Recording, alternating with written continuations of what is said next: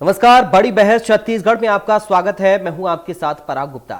छत्तीसगढ़ में आदिवासी आरक्षण का मुद्दा अब राज्य में सियासी मुद्दा बनता जा रहा है। आदिवासी आरक्षण 32% समाप्त होने के बाद से बीजेपी और कांग्रेस के नेताओं के बीच जुबानी जंग शुरू हो गई है। दोनों दलों के नेता एक दूसरे को दोषी ठहरा रहे हैं। उधर सर्व आदिवासी समाज भी इस मुद्दे पर दो भाग में बंटता हुआ नजर आ रहा है।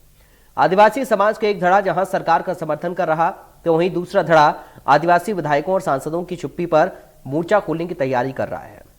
सर्व आदिवासी समाज का दूसरा धड़ा अब सड़क की लड़ाई लड़ने को तैयार है। दरअसल छत्तीसगढ़ उच्च न्यायालय ने 19 सितंबर के फैसले से समाज का 32% आरक्षण खत्म कर दिया है।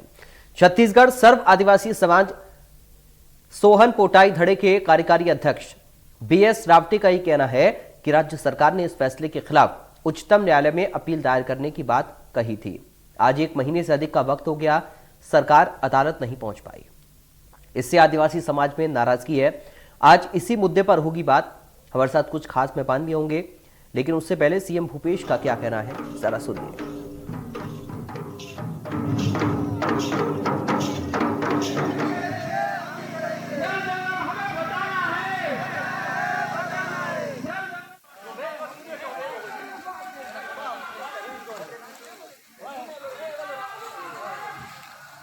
सर्व आदिवासी समाज 25 सितंबर एवं 8 अक्टूबर को मीटिंग में तय किया है कि छत्तीसगढ़ में आदिवासी नृत्य समारोह और राज्योत्सव जो 1 नवंबर से 3 नवंबर तक होने वाला है, उसका विरोध जिला स्तर पर किया जाएगा।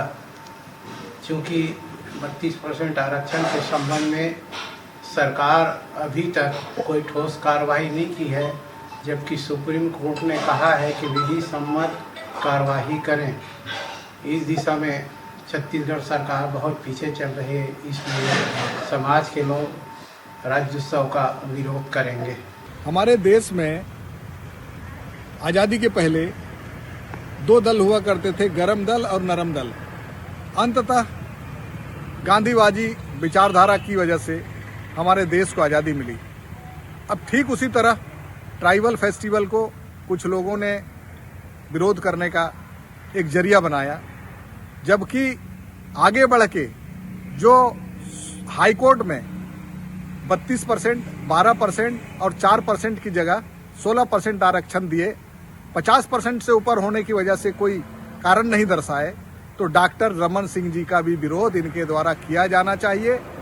हम चाहते हैं कि इसका विरोध प्रदर्शन प्रजातांत्रिक तरीके से हो। श्री भूपेश बघेल जी जो प्रदेश के मुख्यमंत्री जी हैं, वो हमेशा से प्रयासरत हैं कि आदिवासियों को उनका अधिकार मिले।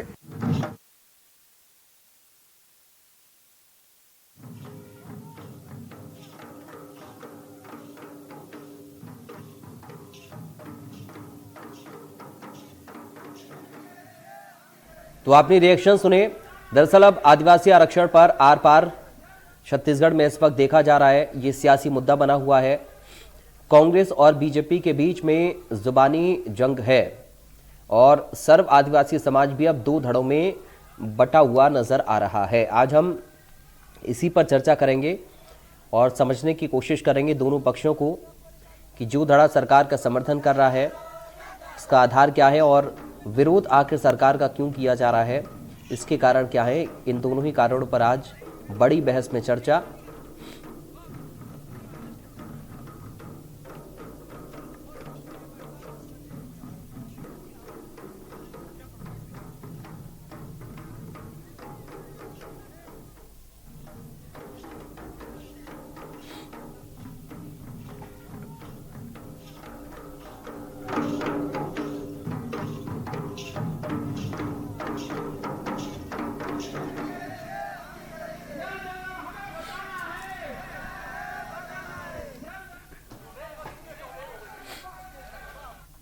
चलिए, इस वक्त हमारे साथ 2 खास मेहमान जुड़ गए हैं, सीधा आपका परिचय करा दें। हमारे साथ सर्व आदिवासी समाज से प्रांतीय सचिव हैं SL उइके।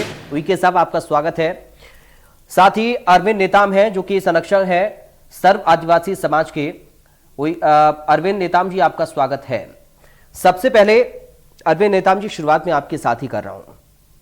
सरकार से अलग हटकर आप लोग अपनी राय रख रहे हैं, क्या कुछ मांग आप लोगों की है और क्या चाहते हैं सरकार से? क्योंकि सर्व आदिवासी समाज भी अब दो धड़ों में बटा हुआ नजर आ रहा है, दोनों की अलग अलग राय है, दोनों की अलग अलग बातें हैं।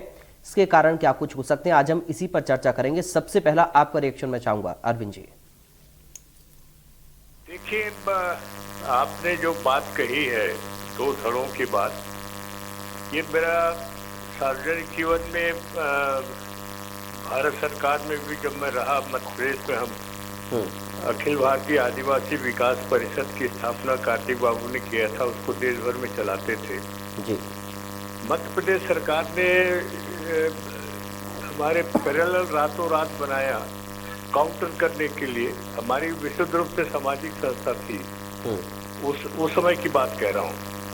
और मध्य प्रदेश सरकार ने रातों रात सरकारी पैरेलल बॉडी बनवाया और उसको काउंटर करके खत्म कर दिया, जो सामाजिक विशुद्ध संस्था थी।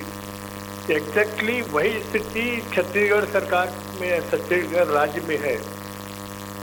सर्व आदिवासी समाज एक जो विशुद्ध सामाजिक संस्था है, वो हम अपनी हक की लड़ाई, संविधान की लड़ाई और कानून को ठीक ढंग से पालन हो जो आदिवासियों के लिए बनाओ, इसके लिए बनाए हैं और कुछ नहीं है।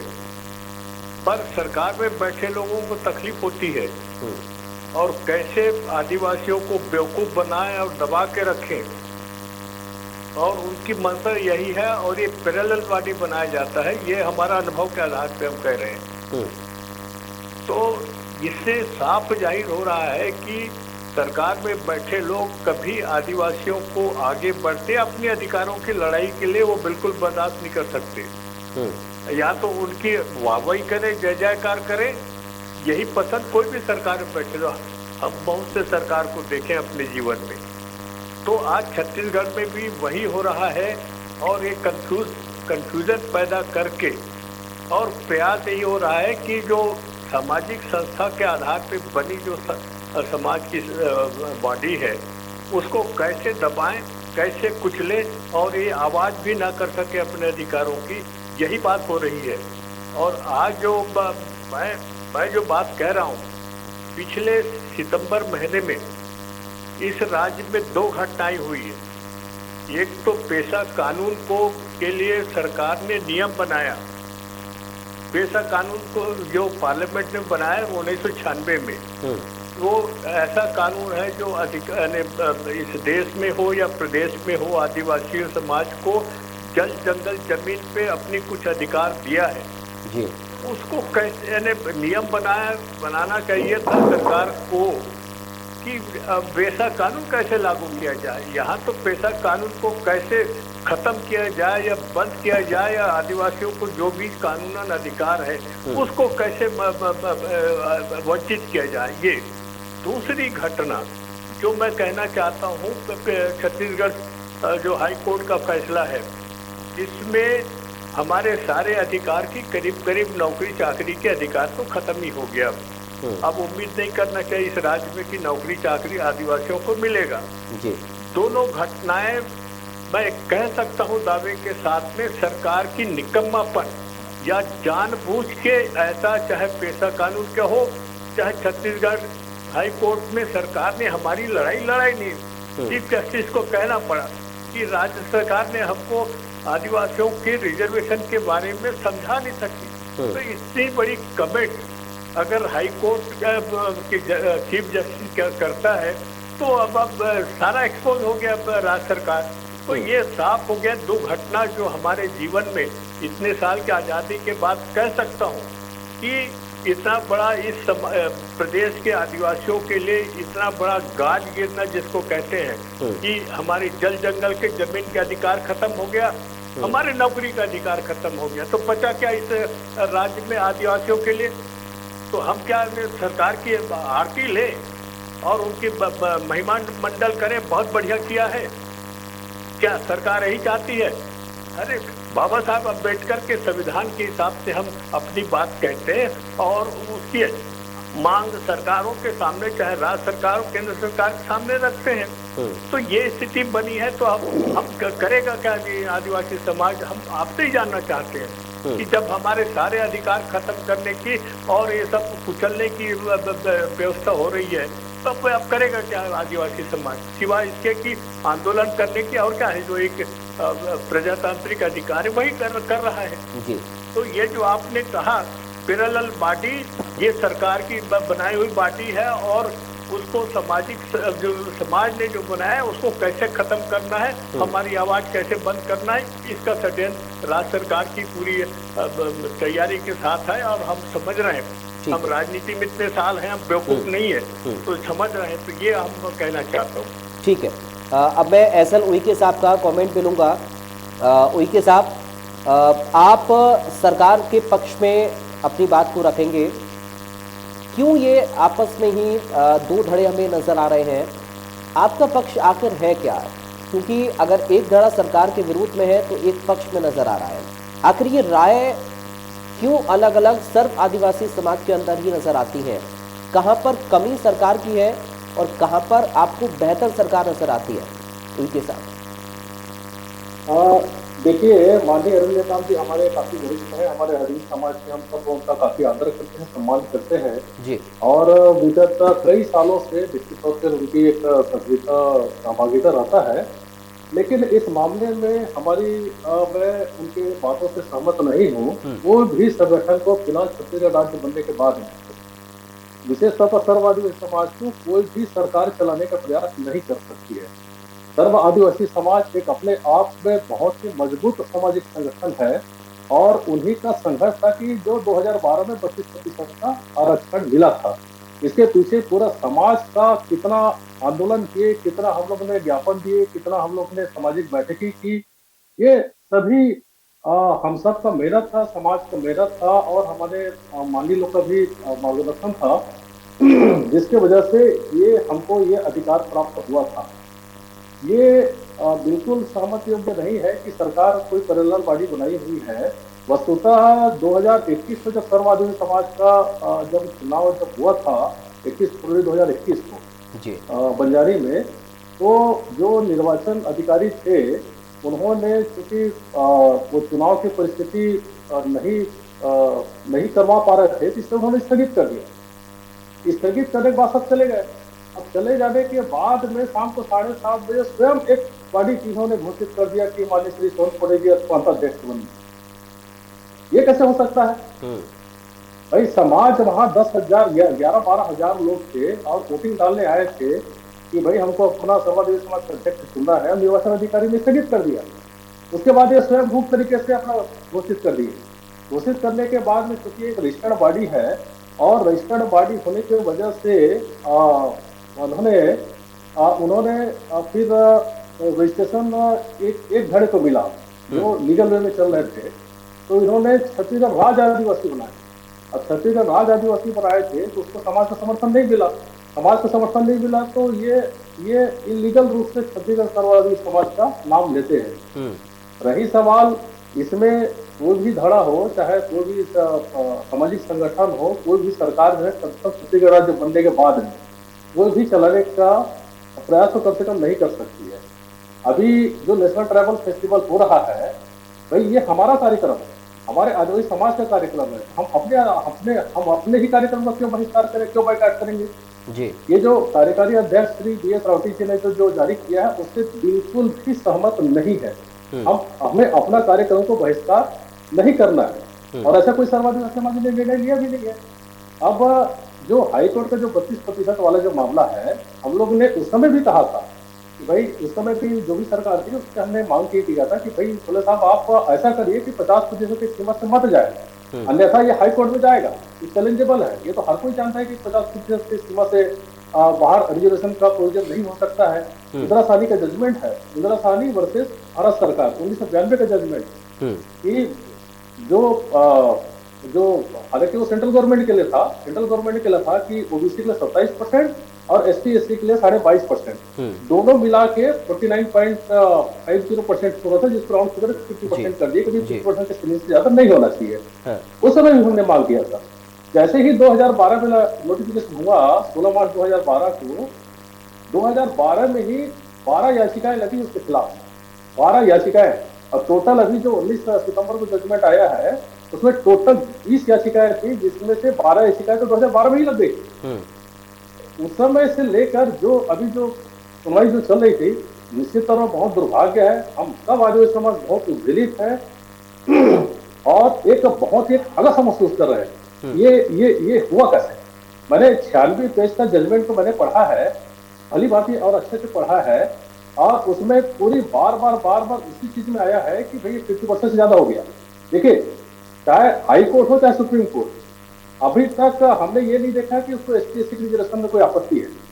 कहीं भी किसी भी जजमेंट में ST और SC के रिजर्वेशन के बारे में कभी भी माननीय हाई कोर्ट का और माननीय सुप्रीम कोर्ट का कहीं भी निगेटिव कमेंट्स नहीं है।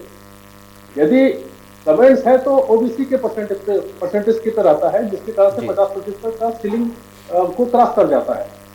जो 5 जुलाई 2005 में भारत सरकार ने एक एडवाइजरी जारी किया था पूरे ऑल ओवर इंडिया के लिए कि स्टेट वाइज कितना स्टेट में ST/SC और OBC का रिजर्वेशन होगा।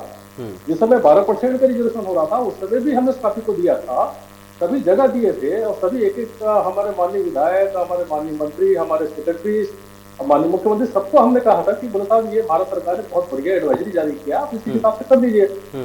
और अंततः चाहे अब क्योंकि रिजर्वेशन का मैटर है, थोड़ा सा पॉलिटिकल इश्यू भी रहते हैं, तो इसलिए जो 50% सीमा को क्रॉस कर गए, और नतीजा हम सबके सामने है। आज जिस 32% को हम संघर्ष करके प्राप्त किया था आदिवासी समाज जो है, और सबसे बड़ी बात यह है कि स्वतंत्र भारत का रिजर्वेशन के मैटर में छत्तीसगढ़ एकमात्र ऐसा राज्य था जिनके आदिवासी समाज संघर्ष करके 32% प्राप्त किया।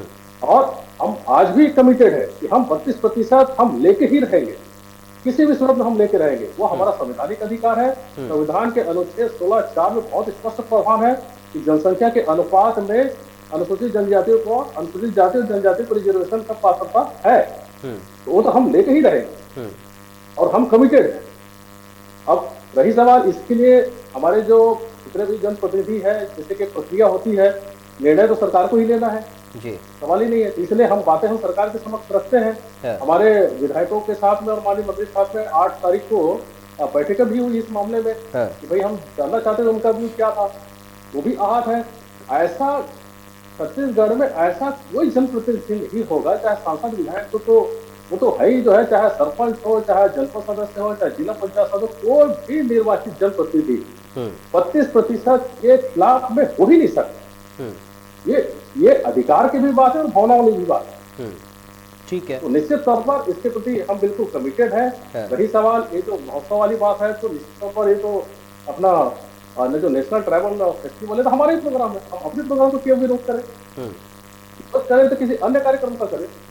ठीक है, इसलिए इससे हम लोग सहमत नहीं है। ठीक है, चलिए अरविंद जी से मैं अब थोड़ा समझता हूँ। अब मैंने आप दोनों की पूरी बात को सुना। अरविंद जी कुछ समझ पाए क्या आप उनके साहब की बात से?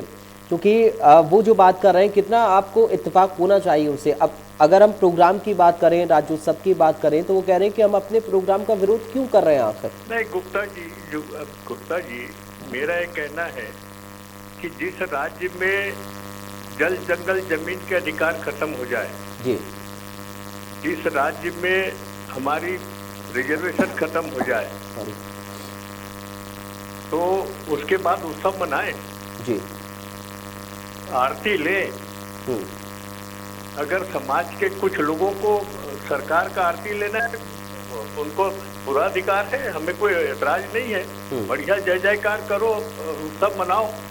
पर हमारे शरीर के आदमी जो 50 से ज्यादा साल सार्वजनिक जीवन में रहा है, चाहे वो राजनीति में हो चाहे सामाजिक क्षेत्र में हो, पर जिस समाज का अधिकार ही खत्म हो जाए जल जंगल जमीन पे और रोजगार पे, रिजर्वेशन पे, तो उसमें समाज क्या करेगा?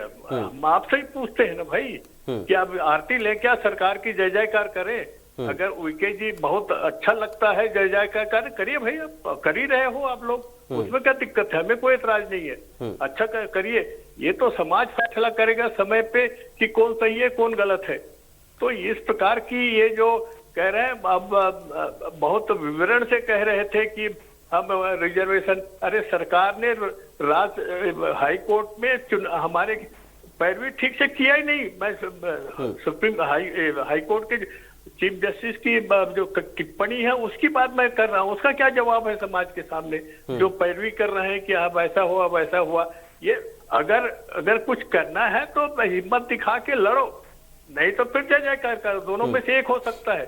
तो आप लोग जय जयकार शुरू से कर रहे हैं तो वो करें, उनके जी को मुबारक हो, उनके साथियों को मुबारक हो, कुछ लोगों को मुबारक हो, हमें कोई दिक्कत नहीं है। पर हमारे तरीके जो राजनीति में रहे हैं ना, उनको ये लगता है कि कहाँ लड़ना है और कहाँ नहीं लड़ना है। तो इतनी बड़ी घटना हो जाए, जो मैं कहा ना आजादी के बाद से हमारी ऐसा कहीं अरे अधिकार पे कुठाराघात कभी हुआ नहीं, तो इस बार हुआ है तो समाज इसका प्रतिवाद करेगा। तो ये जो राज्योत्सव हो रहा है, ये दो घटना के बाद भी अगर राज्योत्सव मनाए सरकार, पर समाज तो उसका खंडन करेगा, विरोध करेगा। ठीक है, ये हमारे वो अवसर नहीं है कि उत्सव मनाने का। यार जिनको मनाना है मुबारक हो, बढ़िया मनाइए, और हम आपको और कहते हैं भाई और जय जयकार करिए। अब इसमें आपकी समाज की भला हो सकता है आपके लोगों कहने विचार से, तो बहुत अच्छी बात है। पर हमको लगता है कि इससे हमारी समाज की सिवाय तकलीफ के और समस्या के खड़ी हो गई है। और जजमेंट की लेने की बात कर रहे हैं, 32% वीके जी जानते हैं सुप्रीम कोर्ट में कितने साल में फैसला होगा। जब तक तो अरे सब चीजें निकल जाएगा, उसके बाद फिर बजाते रहिए अपना जय जयकार, और उसके बाद पता चलेगा समाज में क्या स्थिति होगी। तो ये जो हम राजनीतिक अनुभव के आधार पे कह रहे हैं, और ये बात सही है। और हम तो बहिष्कार हमने आह्वान किया है लोगों को, अरे सरकार वो करे ना भाई, अब उसमें क्या दिक्कत है।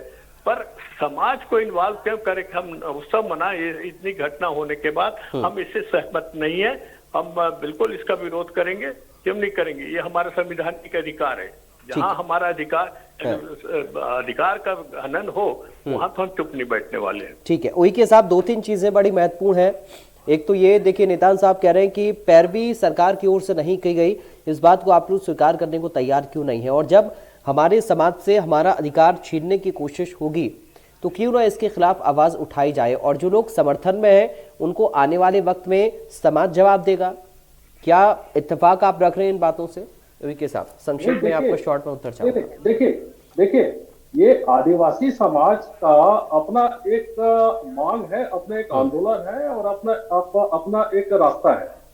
राज्योत्सव या नेशनल ट्राइबल फेस्टिवल ये सरकार का अपना कार्यक्रम, अपने को उससे इसको जोड़कर पर नहीं दे सकते। अंततः इस समस्या का समाधान क्या है, इसका रास्ता कैसे, किस प्रकार से हमारा अधिकार हम सुरक्षित रख सकते हैं, इसके केवल दो ही कारण है, दो ही रास्ते हैं।